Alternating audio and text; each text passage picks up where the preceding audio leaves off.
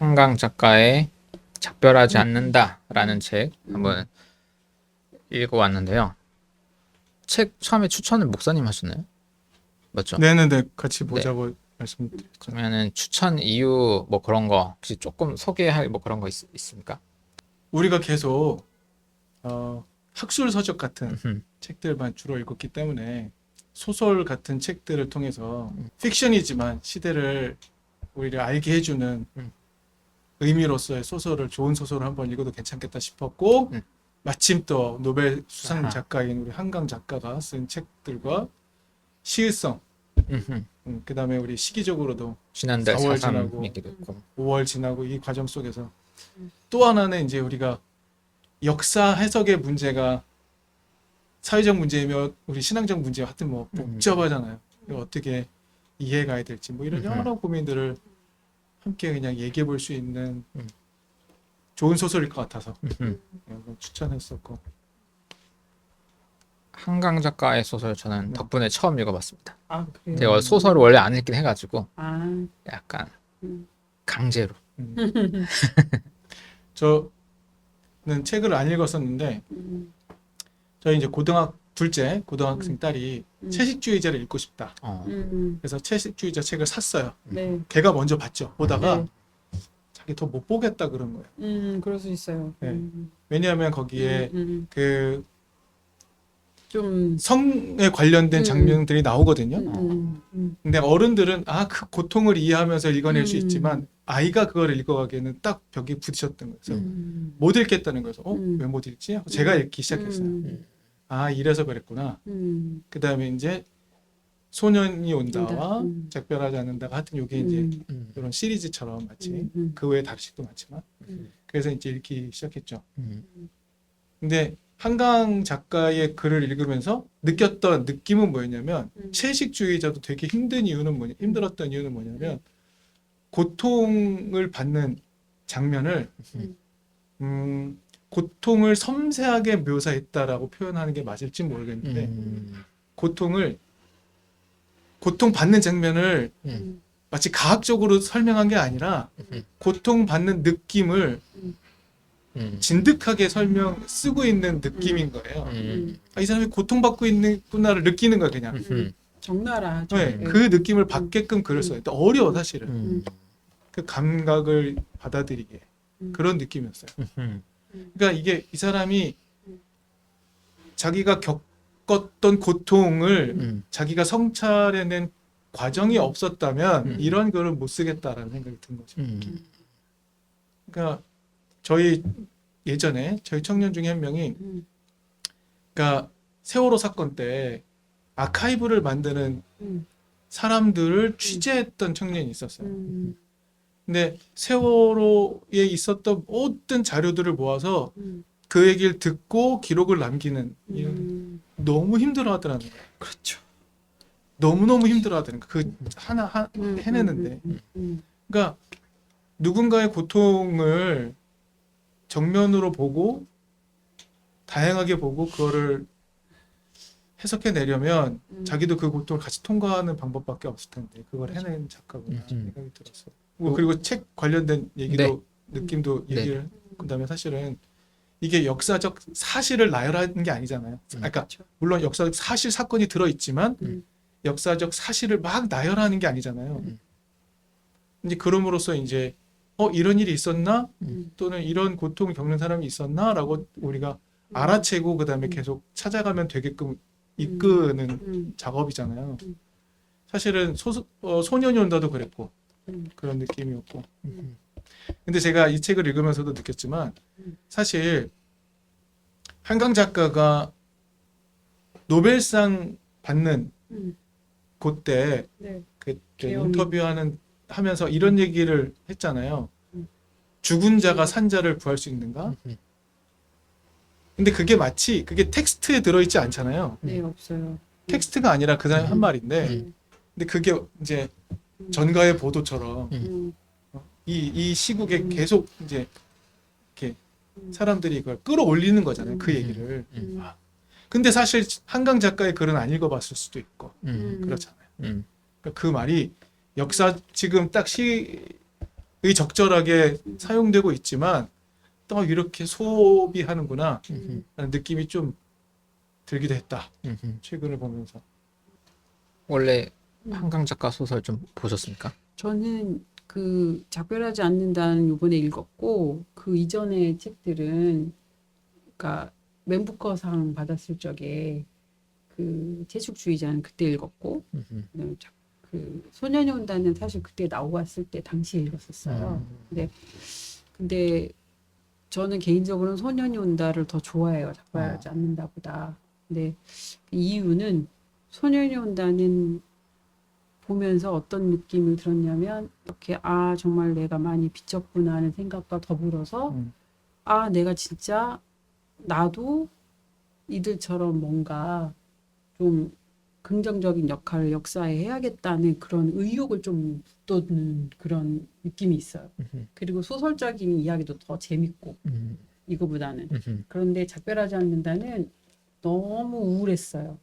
그리고 마지막에 불꽃으로 끝나긴 하지만 그게 사실 불꽃이 너무나 뭐라 그럴까 눈 속에서 정말 쓰러져 버릴 것만 같은 그런 힘이 없어요 사실. 그래서 작별하지 않는다를 보고서는 좀 많이 우울했어요. 그래서 저는 소년이 온다를 보고 더 많이 울었지만 그렇지만 작별하지 않는다가 더 우울하게 하는 그런 느낌이 들어서 전 소년이 온다 더 좋아하는데 뭐 그런데 일단 이번에 이제 다시 읽으면서 그 뭐 얘기해도 돼요? 네. 네. 다시 읽으면서 가장 큰 질문은 그래서 이제 와서 여쭤보고 싶었는데 왜 죽은 잔지 산잔지를 모호하게 했을까? 지금 누가 죽었고 누가 살았는지를 계속 모호하게 하고 끌어가고 있잖아요. 그리고 새조차도 살아있는 이제 새가 아니고 그러니까 그 이유가 뭘까? 뭔가 의도가 있으니까 이렇게 했을 거 아니에요? 그래서 전 그게 가장 그리고 왜 죽어서야 그 모든 진실을 알 수 있게 만들어놨을까? 만약에 그 주인공이 이나 맞죠? 인선. 경하 인사. 경하가 만약에 죽은 후라면 왜 죽은 후에야 모든 그 사실을 볼 수 있게 그렇게 글을 만들어놨을까? 네.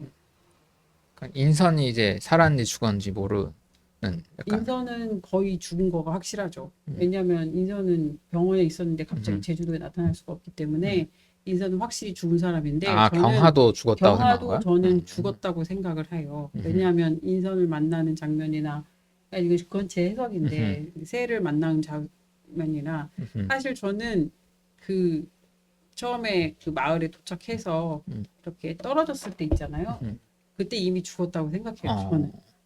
그렇게 생각할 수 있고. 그러고 나서 그 모든 것들은 물론 이제 거기서 뭐 굉장히 추위를 느꼈다거나 이런 것들이 그러니까 좀 아리까리하게 그래서 장치를 해놓긴 했는데 그럼에도 불구하고 새를 만났다거나 죽은 새를 만났다거나 그런 것들이 그러면서도 한편으로는 그 인선이 엄마가 그 살아있을 때 자기 딸이 사고 당했을 적에 인선이가 찾아왔었던 거를 경험이 있는 거에 보면 이 집은 어떤 그런 특별한 영역으로 상정을 하고 작가가 글을 썼나 생각도 들지만 그럼에도 불구하고 저는 죽은 사람이어야지 더 말이 된다는 그런 생각이 많이 드는 거예요. 그래서 왜 죽은 후에야 이 모든 것들을 왜냐하면 죽은 자는 지금 뭔가 할 수 있는 게 없는데 그런데 또 금방 하목사 얘기한 것처럼 죽은 자가 산자를 살리는 방식은 또 다른 방식이니까 그 생각을 하면 이제 이 경화가 죽은 존재지만 독자들에 의해서 살아나는 거를 꿈꿨나 한간이 그런 생각을 하기는 해요. 죽은 자지만 이 죽은 자가 우리들에게 그리고 마지막 장면이 불꽃인 건 좀 의미가 크잖아요. 그래서 죽은 자인데 우리가 그들을 살려낼 수 있다 뭐 그런 의미로 죽은 자를 택했나 그런 생각 들고 하여간 제일 큰 의문이에요. 왜 죽은 자가 사실을 알게 했을까? 일단은 간단한 줄거리는 이제 경하가 메인 주인공이고 처음부터도 어떤 그런 죽음에 관한 다큐 이런 거 연구하면서 약간 힘들게 네. 방에서 고독하게 있으면서 자기를 추스리는 걸로 이야기 시작되고 원래 알고 지던 인선이라는 다큐멘터리 감독이 있는데 이분이 이제 목공일을 하다가 손가락이 절단되는 그 하면서 제주에서 일을 하다가 이제 서울로 병원에 와서 이제 경아를 불러서 좀 도와달라고 하는데 고통에 관한 얘기는 저는 이거밖에 기억이 안 나요. 그 손가락 피가 마르지 않아야 되기 때문에 이게 계속 신경을 살려면 3분마다 한 번씩 찔러야 된다고. 야, 근데 이거를 고통을 견뎌야만 어쨌든 이 손을 더 절단하지 않고 이렇게 생명력을 이제 일단은 해야 되니까 저는 사실 그 말씀하신 묘사를 막 열심히 한다는 게 은은하지만 되게 여기서도 담대하 그 조금 막 엄청 그런 건 아닌데 그냥 읽을 때마다 고통을 계속 느끼게 하는 그런 거잖아요. 그게 있었고 근데 이 두 분의 경화와 인선이 이야기가 한 100쪽쯤까지 쭉 가요. 그러니까 저는 딴 건 모르고 소설도 되게 오랜만에 아까 작년에 단편소설 좀 읽었구나. 읽었고 잘 안 읽어 누가 시켜야만 읽어요 소설을. 제가 절대 제 돈 주고 소설을 읽진 않거든요. 근데 아니 4.3 주제라며. 근데 4.3 얘기는 언제 나온 거야? 지금 100쪽 넘었거든. 그래서 이거 근데 300쪽이잖아. 너네 앞에 보는 거야. 근데 어디가 하면 인선이 자기 제주도 집에 이제 그 새가 있는데 앵무새가 있는데 얘가 물을 줘야 된다. 좀 이상한 얘기지만 빨리 내려가서 이렇게 해달라 해서 경아가 급하게 이제 제주로 내려가게 되고 근데 말씀한 대로 제주 가면서 되게 눈보라 속에서 고생하면서 가잖아요. 그 사이에 앵무새는 처음에 일단 죽었지만 이제 이 소설이 시작할 때도 약간 한 환상 보듯이 뭔가 왔다 갔다 하잖아요. 이제 그런 느낌의 체험으로 새가 갑자기 살아나고 또 병원에 있어야 할 인선이 다시 나타나서 대화를 하고 막 이러면서 그 인선의 어머니 그다음에 뭐 아버지 오빠들 그들이 제주에서 겪었던 4.3 사건과 4.3 이후에 뭐 대구로 가니 부산으로 가니 형무소 뭐 여러 가지 우리나라 그 해방 전후의 그런 일들에 대한 이야기까지가 약간 이 인선이 살았는지 죽었는지 애매한 뭐 심지어 경아도 저 죽었을 거라는 저는 생각을 못 하긴 했는데 어쨌든 그 스토리로 뒤에 이제 100쪽 이후가 약간 이제 그런 과정으로 쭉 진행되는 그런 이야기였습니다. 저 목사님 얘기를 딱 들으면서 되게 힌트가 됐는데요. 일단 그 새를 돌봐달라고 하잖아요. 네. 저는 그 느낌을 지금 말씀을 들으면서 제가 새롭게 이해하게 되는 건 지금 앵무새로 표현된 그 4.3의 진실 이런 것들이 한마디로 이제 곧 사라져 버릴 수도 있다. 그러니 누군가 빨리 가서 그 사실을 다시금 일깨워주는 역할을 하면 좋겠다. 네. 라고 보내지만 네. 결국 그 사람조차도 계속 좌초되고 많은 그 시도들 4.3의 이야기를 다시 길어 올려서 사람들을 알게 하는 시도들이 아까 경아가 죽었을 수 있다 하신 말씀에서 딱 힌트가 되는 게 그럴 수도 있겠다.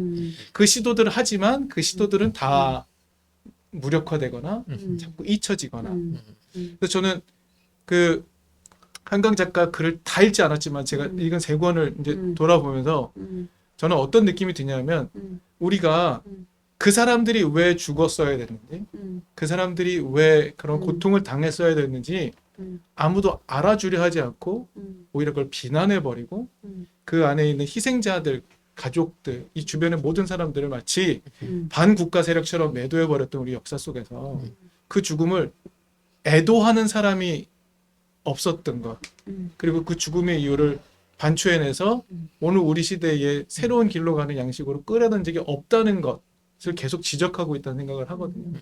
저는 뭐 아까 세월호 얘기도 했지만 세월호 침몰의 이유는 거의 나왔다 하지만 왜 방치했어야 됐는지 이런 이유는 안 나오잖아요. 그렇죠. 그러니까 왜 죽어야 했는지에 대해 알지 못하면 애도가 불가능하다고 제가 맞아요. 들었고 저도 동의하거든요. 그러니까 이 죽음의 이유들을 아무도 진실을 찾아내려고 하지 않는다면 결코 우리는 치유되거나 서로 이런 과정들을 건너갈 수 없을 것임을 계속 얘기하는 게 아닌가? 아까 이 모든 지금 이 짧은 이야기는 우리 박 목사님이 얘기해 주신 그 경아가 죽었을 수도 있다라는 생각을 하게 되면서 갑작스럽게 밀려오는 것 같아요. 음. 그 시도들이 계속 이렇게 음. 좌초될 수 있겠구나라는 음. 메시지를 주고 있는 건 아닌가라는 생각을 또 하게 되네요. 되게 중요한 지적이셨던 것 같아요. 되게 좋은 힌트인 것 같아요. 좋은 해석인 것 같아요. 그럼 우리가 4.3 사실 근데 4.3에서 끝난 게 아니라 음. 한국 전쟁도 관통하고 그 이후도 계속해서 근현대사에서 계속 묻혀왔고 비난당하고 그랬잖아요. 아까 말씀드렸지만 20년 전만 해도 제가 목사 안수 받았던 교회에서도 4.3 하면은 사태였고 그때만 해도 4.3 이야기를 막 노무현 정권 때 끌어올리고 할 때 극렬하게 반발이 반대하는 있었죠. 교우들이 예. 교회 안에 왜냐면 있었거든요. 서북청년단이 껴 있으니까. 그러니까 이런 이야기들을 음. 우리가 진실을 찾아가는 과정이 없었다는 거죠. 오랜 기간 동안. 저는 고향이 제주고 그래요? 목사 안수를 영락교에서 받았어요.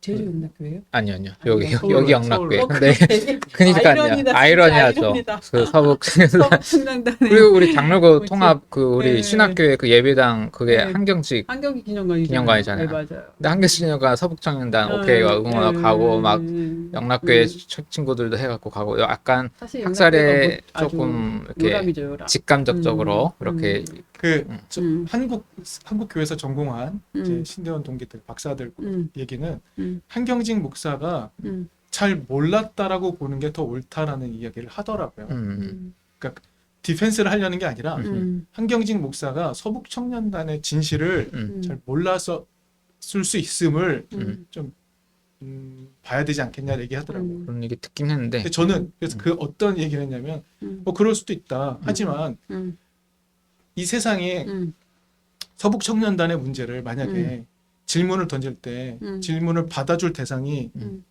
영락교회라고 한다면 영락교회 누가 한경직 목사는 서북 청년단에 대해 어떤 스탠스를 취했고 사슴이 어떤 스탠스를 취했는지 대변해 줄 사람이 있느냐? 그게 아니었다고 설명해주고 납득시킬 만한 자료가 있느냐? 나는 그건 매우 중요한 문제지 않을까 싶다. 질문이 오는데 질문을 성의껏 그리고 우리 진심을 담아서 대변할 수 있는 사람이 없다면 그 프레임이 그냥 그대로 가는 거지 않나. 이런 얘기를 한 적이 있죠. 근데 그게 이제 동안 목사님 말씀하신 것처럼 사람들이 정치권에서 서북 청년단 얘기 나올 때 개신교 나올 때 영락교회 나오고 한경직 목사 나오고 할 때 아무도 그런 얘기 디펜스 안 해주고 약간 설교나 이런 걸로 반공 사상을 얘기를 하고 좀 그런 작업 운동이 필요하다고 얘기한 건 일단 팩트잖아요. 데이터로 남아 있는 건데 그렇죠. 다만 진짜 그 서북 청년단의 실질적 그런 폭력 행위들을 강진지 목사님이 구체적으로 다 알고 사실 한 말이냐 아니냐 지금 그런 논쟁 같긴 하네요. 근데 그렇죠? 저는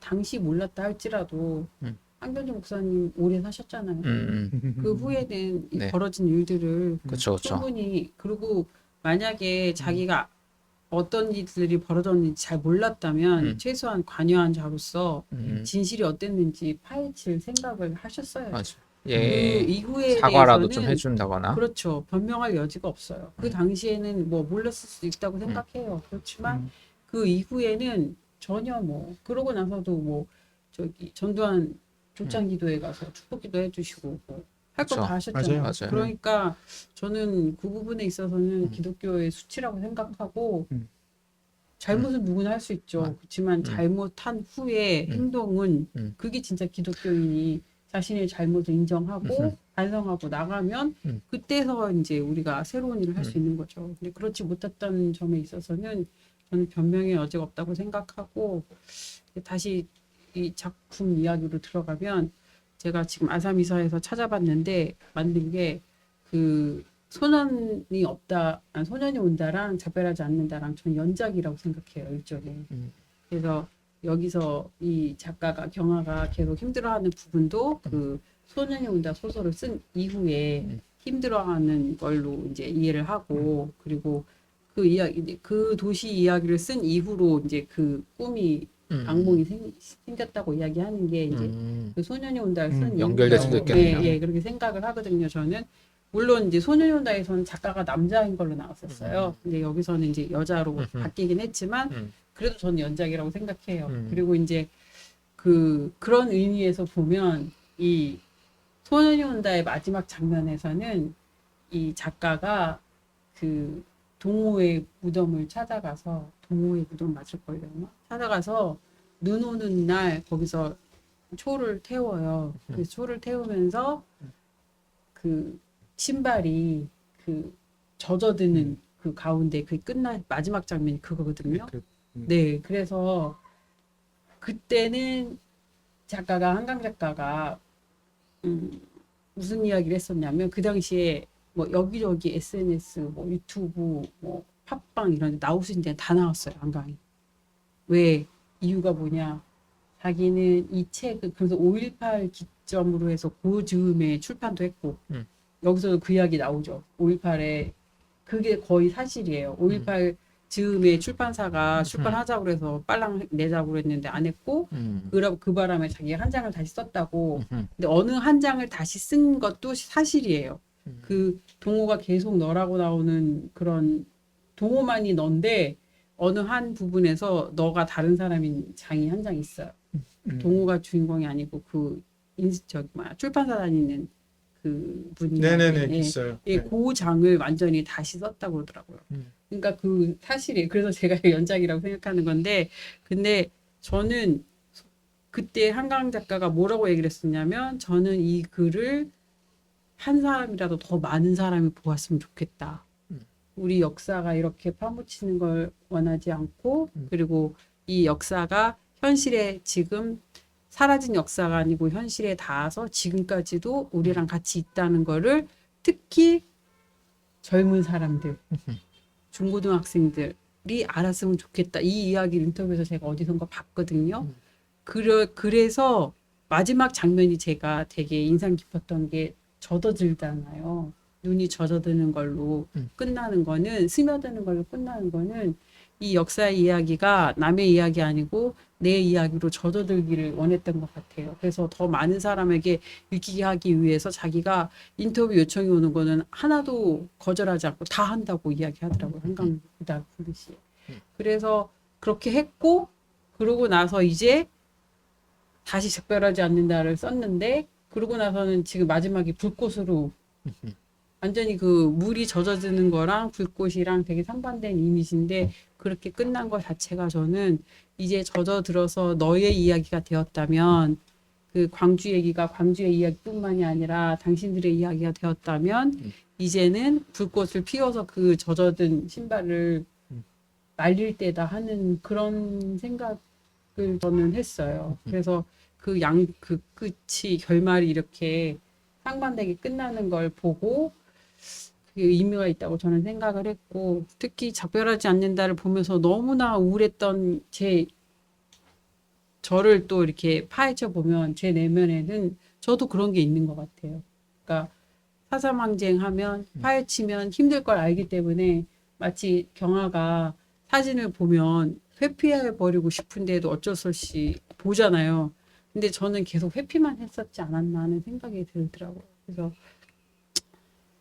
사실 광주에 대해서는 책도 읽었고 뭐 그 당시 학교 다닐 적에 광주 자체가 이슈가 돼서 굉장히 선배들한테 교육도 많이 받았기 때문에 정말 광주는 그래도 평균보다는 제가 많이 알고 있다고 생각을 하는데 4.3에 대해서는 계속 그냥 눈 돌려 왔었던 게 아닌가 싶어서 좀 미안한 마음이 많이 들었어요. 아무래도 연도 차 때문에 그런지 모르지만 그런 것도 제주 있고. 살면서 들어도 이게 엄청 바로 붙어 있는 걸로는 느껴지지 않고 그렇죠. 오히려 저도 나중에 음, 좀 나이가 들어서 이제 정치적인 것도 좀 있고 이러면서야 음, 그런 거를 더 이제 와닿게 되는 것 같아요. 그래서 5.18이랑 조금 다를 수 있을 것 같아요. 5.18은 음. 조금 자기 연배 있는 분은 다 바로 경험이 있을 수도 있고 아니면 부모님 경험이 있을 수 있는데 4.3은 조금 건너. 근데 물론 제가 제주 가서 이렇게 뭐 이런 거 할 때 사시는 분들이 이제 4.3 피해자 가족 이렇게 있고 또 여기는 군인으로 가해자가 이제 같이 마을에 그냥 사는 동네들 뭐 이런 얘기들 이렇게 하시더라고요. 근데 그렇게 바로 곁에 이렇게 같이 살아가고 그런 데서는 조금 엄청 이게 아직 늘 있는 기억으로 이렇게 계속 연속되는 것 같고. 제주도에서 사상 이야기를 하시는 분들이 지금 있긴 있나요? 어, 좀 이렇게 묻어두려는 학교에서만 엄청 음. 집중을 배우진 않았고, 저도 제가 이제 대학생 때 처음 다닌 교회 목사님이 네. 좀 이런 거 관심 많으셔서 많이 투어도 한 번씩 다니고, 음. 지금도 제주 평화포럼에 음. 관여하고 있어요. 이제 음. 제주 목회자들 모임으로 해서 음. 저도 이게 아마 가을에 가야 될 것 같은데, 음. 그러면서 이런 김진호 목사님도 아마 오셔서 그때 강의하시고 이렇게 하면서 약간 20대까지만 해도 약간 그냥 대학의 교양 수업인데 일단 목사님이 해야 된다고 하니까 솔직히 나는 물론 엄청 제주 아기 때 산 건 아니어가고 부산 살다 왔긴 했지만 오히려 제주가 아닌 데서 온 이렇게 목사님 제주에서 자고 나른 저를 데리고 막 여기고 요 동굴 여기고 막 이렇게 근데 저는 그냥 그렇구나 약간 요렇게만 했었죠. 근데 지금은 개인적으로는 어쨌든 개인사 좀 긴데 제주에 이런 4.3 아니지만 이런 식으로 좀 억울한 죽음이 있는 지인이 있다 보니 사실 저도 제주는 약간 무덤 같은 이미지가 사실은 있고 자주는 잘 못 가요. 1년에 한두 번 갈까 말까 약간 저는 사실 그런 개인적 서사가 또 있어서 이런 거 읽을 때 이제 요즘에 좀 오버랩 되는 그게 뭐 어떻게 되냐면 저는 한 15년 됐거든요. 근데 늘 같이 산다는 감각은 그래서 기억 속에 늘 같이 있죠. 하지만 저 같은 경우에는 제주에서 사는 건 아니고 그래서 다시 제주에 살 생각도 없거든요. 근데 이제 그냥 멀리 떠나서 회상하면서 약간 그렇게 살죠. 그래서 이런 학살이나 재난 문제가 있을 때 사람들이 여기서 보면 그 재난을 묘사할 때 가족들이 오빠가 막 이제는 뭔가 표정이 좀 없어졌다라든지 뭐 시선이 어떤 이런 묘사들 하잖아요. 그러니까 일반적 자기 일상 삶을 사는데 돌아가기 좀 어려워지는 그런 게 좀 슬픈 것 같아요. 물리적 고통도 좀 큰 문제인데. 저희 같이 만나는 선배 목사님이 제주 출신. 그분은 소설도 많이 읽으시고 책도 많이 읽으시고 책을 예전에 다 읽으셨는데 너무 힘들었다고 책을 읽는 게 너무 힘들었다고 얘기를 하시더라고요. 근데 사실 여기서 말씀하신 것처럼 앞부분에는 4.3 얘기가 아니잖아요. 근데 4.3 얘기 들어가는 부분에서도 사실 막 디테일하게 막 그 장면 묘사하는 건 아니잖아요. 그런데도 그걸 읽는 데 되게 힘드셨다고 그러더라고요. 그러니까 그 장면을 막 디테일하게 설명함으로 막 우리를 고통스럽게 몰아붙이는 게 아니라 그냥 그 이야기를 그냥 고통이 이거구나라고 느끼게 만드는 글을 썼던 것 같아요. 그래서 그 선배님은 너무 힘들었다고 읽는 내내. 되게 좋은 장치일 수도 있겠다. 너무 고통이 이런 거야라고 하는 게 아니라 이런 고통을 느끼고 있어. 그 작품 안에서도 인선이 다큐멘터리 마지막 다큐멘터리가 자기 자신을 그 인터뷰한 거잖아요. 근데 거기서 이제 자기 아버지 이야기, 엄마 이야기 살짝 그렇게 하다가 그러고 나다가 이제 딱 작업을 중단하고 이제 목공장이가 되잖아요. 영화 이제 안 하겠다고 하면서. 근데 그것이 저는 너무 마음이 아프더라고요. 사실은 그 전까지 자기 어머니에 대한 진실도 잘 모르고 자기 아버지에 대한 진실도 잘 모르다가 이제 진실을 알게 되면서 현실을 피할 수밖에 없는 그게 정말 그 피해자들의 현실이었다는 생각을 들어요. 왜냐하면 그 진실을 알게 되니까 현실을 그대로 살아갈 수가 없었던 거예요. 일상을 그대로 살아갈 수가 없었던 거예요. 왜냐하면 인선한테 일상은 사실은 다큐멘터리 감독이 일상이었는데 이제 자기가 그 이야기를 빼놓고 다른 이야기를 찍을 자신도 없었을 거라고 생각하고 그 이야기를 찍자니 너무 고통스러워서 이제 자기 엄마도 등장하고 하는 그 다큐멘터리를 기획했다가 그걸 포기했잖아요. 그렇죠, 인선이. 근데 사실 경아가 자기 삶이 바쁘고 힘들다고 하지만 인선이 그런 고통을 당하고 자기 삶을 포기하고 완전히 다른 삶으로 들어가고 하는 그 과정 중에 그 옆에 아무도 없었잖아요. 그래서 저는 제가 이제 그 일에 대한 그런 것들이 있어서 그런가 어쨌든 인선이 그 일을 포기했을 당시에 그 마음이 저는 그게 되게 느껴져서 그럴 수밖에 없는 마음이 느껴져서 그때 굉장히 슬펐고 그런데 경아가 꿈 이야기를 하면서 이걸 해보자 했을 적에 자기 이야기인데 전혀 자기 이야기를 넣지 않고 할 수 있는 기회가 온 거잖아요. 사실은 그 바닷가에다가 나무를 심자고 검칠을 먹칠을 한 나무를 심자고 한 그 리포 뭐라 그럴까 그런 프로젝트가 사실은 전혀 사삼 이야기가 들어가지 않지만 그 과정 자체가 자기에게는 죽은 사람들에게 무덤조차 만들어주지 못한 사람들에게 제대로 된 무덤을 만들어주는 과정이라고 생각을 하고 이제 그거는 자기가 할 수 있다고 그래서 뛰어든 거잖아요. 그리고 경화가 그만두자고 한 상황에서도 그만두지 않고 자기는 그 작업을 계속 했던 거고. 그래서 사실 저는 경화가 주인공인데도 불구하고 인선에게 더 감정이입이 되더라고요. 더 힘들고 아팠겠다. 그리고 결국은 그 일을 하다가 손이 잘릴 수밖에 없는 그 상황도 그렇고 그래서 경화는 오히려 좀 인선에 비하면 자기 고통은 사실은 없었어요. 광주 이야기도 자기 고통이 아니고 작가로서 글을 쓰다가 느낀 간접적인 고통이고. 근데 마지막에 그리고 그런 걸 생각하면 전 인선이 결국은 죽었다는 사실이 좀 마음이 많이 아팠어요. 네. 안 죽었을 수 있어. 안 죽었을 수도 있지. 근데 그러니까 그냥 병원에 누워 있을 수도 있지. 소환을 음, 한 거죠. 그렇잖아요. 그쵸. 네. 그쵸. 인선이 결국은 음, 육지에 있는 경화를 경화를 소환한 거죠, 그쵸. 소환해서 이 네. 현실을 봐줘라고 그쵸. 했던 네, 콜링이 있었는데 그렇죠. 그 콜링을 직면하고 나니 뭔가 드러나고 해야 될 마지막 순간에 뭐 인선이 경화가 죽었다고 생각한다면 이게 또 좌초되고 드러나지 못하고 이런 것들이 계속 됐구나라는 생각도 하게 되고 그러니까 계속 소환하고 있다는 건 중요한 것 같아요. 기억해달라고.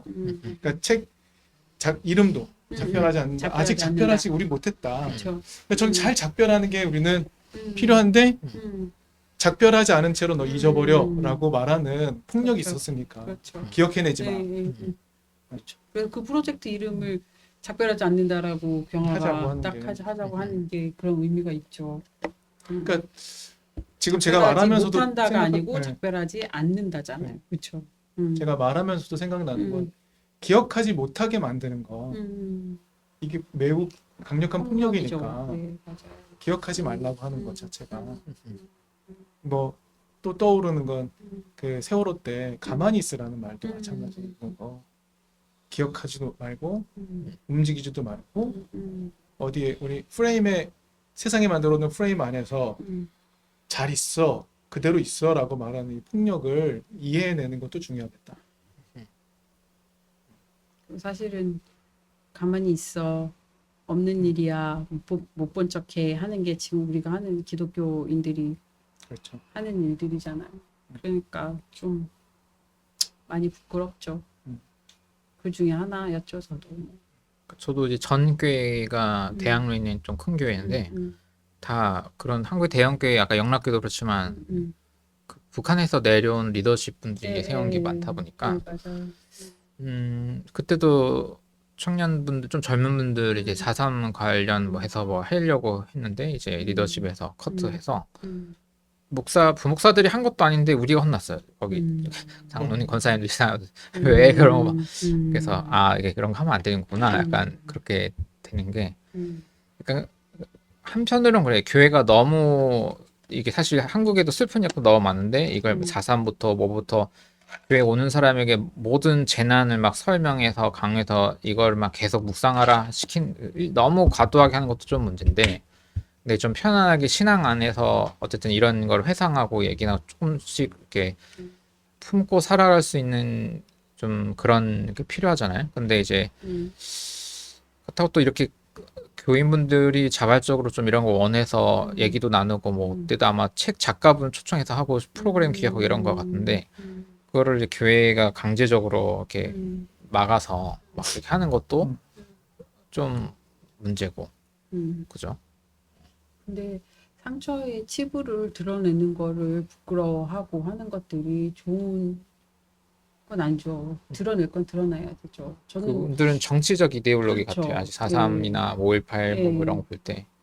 저는 이제 제 나름대로의 그냥 너무 제가 제멋대로 해석하는 건지 모르겠지만 책 속에서 사실 이 아마가 죽었을 때 그 아마 시체를 묻어주면서 사실은 아미의 시체를 파헤친 꼴이 됐잖아요.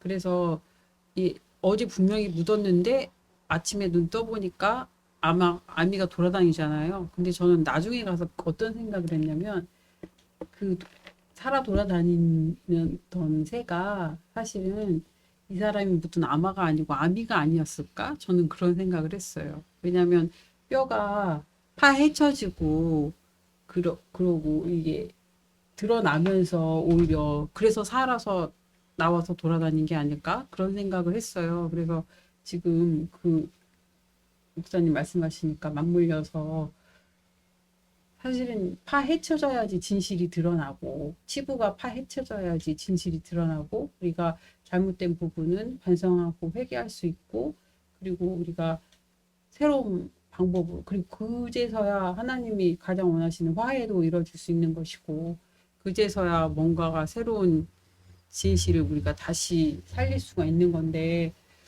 파헤치는 거에 대한 두려움이 우리한테는 치부를 드러내는 거에 대한 두려움이 너무 큰 것 같아요. 특히 기독교. 그래서 이게 어디서부터 어떻게 뭐 해 고쳐질 수 있을지 모르겠는데 참 힘든 부분이네. 저의 개인적으로 이제 근현대 역사에 좀 더 관심을 갖게 해준 책은 네. 저기 아리랑? 아니요 그게 아니고 기자분 중에 이영희 선생과 네. 대담을 기록한 대화라는 책이 있거든요. 음. 그 같이 대화했던 분 성함이 기억이 안 나는데 그 책이 저한테는 음. 조금 중요한 책 역할을 제목은 대화입니다. 대화예요. 책 제목 자체가 예. 대화거든요. 근데 그 대화라는 책을 읽으면서 대담집인데 네. 읽으면서 음. 근현대 역사를 다시 보는 관점을 갖게 된 것 같아요. 그러니까 저도 이제 중고등학교 시절 보낼 때 국사라 그랬잖아요. 그쵸. 국사 공부 제대로 열심히 안 했을 뿐더러 사실 더더욱 근현대사는 그냥 그쵸. 대충 넘어가 버린 경우도 되게 시험에도 안 많고, 나오니까. 네, 많고 네. 그런데 어떻게 그 북한은 친일의 역사를 걷어냈는지 얘기를 네. 알게 되고 음. 왜 그 친일의 세력들이 왜 남쪽으로 고스란히 내려와서 우리의 이제 해방 이후 전국을 좌지우지하게 되는 이런 고민을 하게 되면서 오히려 기독교 지금 현재의 기독교 당시 벌써 한 20년 됐으니까 리더십을 구성하고 있는 세대들이 어떤 역사적 배경에서 이런 결정을 왜 해왔는지 이런 걸 또 알게 되니까 우리가 반성해야 될 점이 좀 더 보였던 것 같아요. 그러니까 최소한 그 정도의 고민을 같이 해내고 좀 사죄하고 이런 작업들이 이제는 굳이 이걸 해내야만 파헤치는 얘기를 우리가 지금 했으니까 우리가 우리 걸 파헤쳐서 우리가 고해성사를 해내야만 그 다음에 우리가 재기의 기회를 맞아요. 가질 수 맞아요. 있는데 네. 이거 안 하고 못하고 안 하고 진짜 그런 수준인 것 같아요. 저도 제가 이전에 교육학을 전공을 할 생각을 하고 대학원까지 교육학 간 적이 있어요. 근데 이유가 뭐였냐면 바로 그 지점이에요. 그러니까 대학을 딱 들어갔는데 이제 그 당시에 우리가 유행하던 책 중에 해전사라고 있어요. 해방 전후사의 재인식. 그 1권부터 그쵸. 8권까지인가 엄청 긴 근데 그게 논문집이에요. 그래서 그 당시 있었던 해방 전후사에 있었던 일들을 이제 학자들이 다 논문을 쓴 네네. 것들을 모은 책들이었는데 그러면서 저도 이제 처음으로 우리나라 근현대사가 어떻게 된 건지 그다음에 왜 이런 정치 지형이 만들어졌는지를 알게 되면서 그러면서 이제 사실 이제 깨달아진 것들이 많아서 그래서 이제 그때 어떻게 우리 학교를 내가 몇 년을 다녔는데 이런 거 가르쳐주는 데가 하나도 없었구나 하고서는 제가 교육을 전공해야겠다고 전공까지도 바꿨던 일들이 있거든요.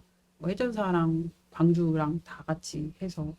그런데 지금 우리 세대들은, 우리 젊은 세대들은 우리의 뭐라 그럴까, 이렇게 밟아온 역사에 대해서 너무 지금 몰라요. 너무 모르고 교회 안에서는 더 말할 것도 없고, 그리고 지금 국사 시험이 없지 않아요? 애들의 선택이죠. 그러니까 그것도 저는 정말 문제라고 생각하고, 지난번에 어디선가 유튜브 매불쇼인지 무슨 분장인지 하여간 박구영 교수님이 나오셔서 이야기하는데, 독일에서는 정당의 목적이 교육이라고 그러더라고요. 우리는 정당의 목적은 수권이잖아요. 수권 탈환이잖아요. 그래서 어떻게든지 정권을 탈환해서 수권 정당 되는 게 그게 정당 목적인데, 교육에서는 아주 명시적으로 정당의 목적이 교육으로 나와 있다고 하더라고요. 민주 시민을 교육하는 게 정당이다. 근데 자기네들의 가치관에 따라, 각각의 정당의 가치관에 따라. 근데 저는 그게 머리에 확 박히더라고요. 근데 사실 우리 지금 작별하지 않는다나 소년이 온다를 보면서 되게 많이 배우잖아요. 현실에 대해서 우리가 어떤 스탠스를 취해야 되는지 진짜 많이 배우는데, 이런 것들을 할 수 있는, 제대로 볼 수 있는 시각을 키우는 건 결국은 교육밖에 없다는 생각이 들어서, 다시 아까 했던 얘기로 돌아가는데, 교회 안에서 교회가 뭐 모든 걸 다 할 수는 없지만 최소한 한국 교회의 역사라도 제대로 알 수 있는 그런 프로그램이 있어야 되지 않을까 하는 생각이 또 한 번 드네요. 가볍게 그냥 이 소설 읽어도 되죠. 그렇죠. 뭐 굳이 뭐 소설 그렇게 읽어도 막 되지. 한국 역사에 하면 사실 좀 부담스럽고. 그렇죠.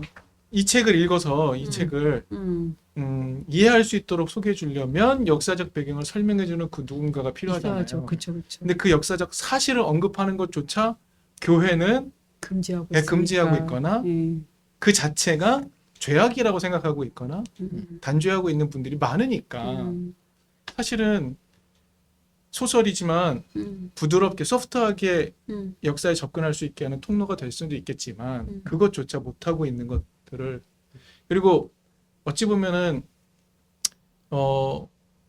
일본의 교과서 논쟁이 왜곡. 되게 많았잖아요. 예, 역사 왜곡. 네. 그게 한국에도 고대로 뉴라이트 운동이 그렇죠. 가능할 때 예. 엄청난 왜곡이 일어나고 하면서 네. 역사 교육 자체에 대한 무용론이라든가 이런 것들을 얘기하고, 그 다음에 어딥니까, 광화문 앞에 있는 대한민국 역사박물관, 뉴라이트 박물관, 이런 것들은 만들고 하면서 우리 역사를 하여튼 왜곡시키고 예. 예, 완전히 채색해버리고 윤색해버리고 막 이런 작업들을 시민사관으로 아주 해왔던 이 문제 제기를 할라치면 좌파다 뭐 이렇게 이 담론을 가장 강력하게 구사한 게 교회였다는 것 자체. 맞아요. 결국 교회라는 플랫폼 자체는 한국 역사를 왜곡한 주체가 되어버린 것 같은 느낌인 거죠, 계속. 그러니까 이거를 역사를 제대로 찾아가자라고 과연 교회 내에서 말할 수 있나? 지금의 교회 지형에서? 이것도 사실은 올 때는 숙제일 수도 있고 그런 것 같아요. 여기 목사님이 다 네. 질문을 다 해주셨어요. 근데 이걸 다 질문을 음. 요 질문에 맞게끔 대화를 한 건 아니지만 이 네. 질문 되게 좋은 것 같아요. 네. 환상의 귀환과 기억의 형상화, 침묵하는 생존자, 작별하지 않는 삶이란, 그다음 신앙의 어느 목표에서 기억하여 이를 행하라, 기독교의 애도와 재현, 교회가 애도하지 못한 죽음들, 살아남은 교회는 무엇을 말해야 하는가, 말 없는 귀환과 하나님의 부재, 누구의 목소리를 설교에 담을 것인가. 이거 다 되게 중요한 문제인 것 같아요. 근데 뭐 그냥 그래도 이렇게 얘기가 될 만한 건 된 것 같은데요. 네. 예. 이 질문 자체의 퀄리티가 네. 좋다.